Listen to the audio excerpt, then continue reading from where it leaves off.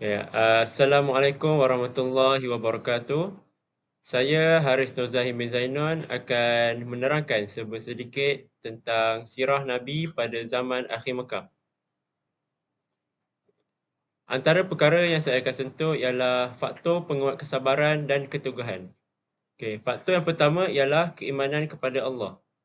Iman yang telah sebati dalam jiwa dan sanubari para sahabat dan Rasulullah telah menjadikan mereka mempunyai iman yang kukuh dan ketakwaan yang tinggi sehingga mereka mampu menghadapi segala mehnah dan tribulasi sepanjang proses penyebaran dakwah Islam di Mekah suatu ketika dahulu.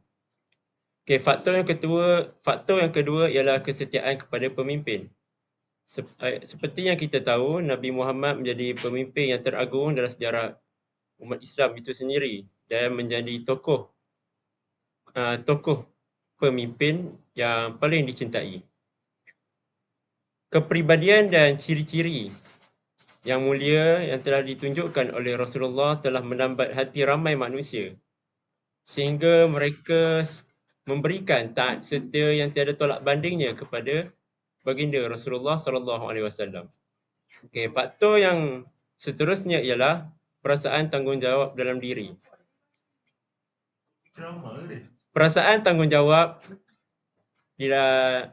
yang dalam diri Rasulullah dalam menyebarluaskan agama Islam telah membuka minda para sahabat dan perkara ini telah membuatkan para sahabat sanggup berkorban demi memperjuangkan agama Islam. Faktor yang seterusnya ialah khabar kemenangan. Di dalam Al-Quran telah menjanjikan sebuah kemenangan bagi umat Islam dan perkara tersebut menjadi satu pembakar semangat para sahabat dalam menyebarluaskan agama Islam ke seluruh pelosok dunia. Okey, yang seterusnya ialah keimanan kepada hari akhirat. Para sahabat mempunyai kepercayaan yang tinggi bahawa setiap kelakuan ataupun perbuatan yang mereka lakukan sama ada secara langsung ataupun secara tersembunyi akan dipertanggungjawabkan ataupun dengan kata lain dipersoal di akhirat.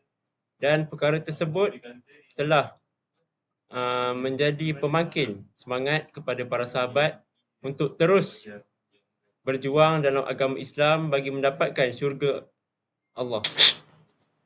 Pembincangan seterusnya ialah dakwah Rasulullah di luar kota Mekah. Seperti yang kita ketahui, baginda mendapat penekanan yang keras daripada penduduk Mekah, lebih-lebih lagi setelah kematian dua orang yang amat dicintai baginda, iaitu Abu Talib dan Sayyidatina Khadijah binti Khuwailid. Dan perkara tersebut telah membuatkan baginda mengambil keputusan untuk meminta bantuan kepada para penduduk Taif. Baginda bersama-sama dengan seorang sahabat yang bernama Zaid bin Harithah menempuh perjalanan sepanjang 60 batu dan ada beberapa pendapat yang mengatakan 50 batu dan ada juga yang mengatakan 70 batu. Setibanya Rasulullah di sana, malang sekali baginda mendapat layanan yang buruk daripada para penduduk Taif. Dan sehinggakan ada di antara mereka yang mencaci dan membaling batu kepada baginda. Sehinggakan baginda mendapat luka-luka di tubuh badannya. Dan oleh yang sedemikian, baginda mengambil keputusan untuk pulang semula ke Mekah akibat layanan yang buruk daripada para penduduk Taif kepada baginda. Ya. Perkara yang seterusnya yang saya ingin sampaikan ialah baginda menawarkan Islam kepada kabilah dan secara perseorangan. Antara kabilah yang mendapat dakwah daripada Rasulullah ialah Bani Qab, yang kedua ialah Bani Hanifah, yang ketiga ialah Bani Amir bin Sa'sa'ah. Yang seterusnya ialah secara perseorangan.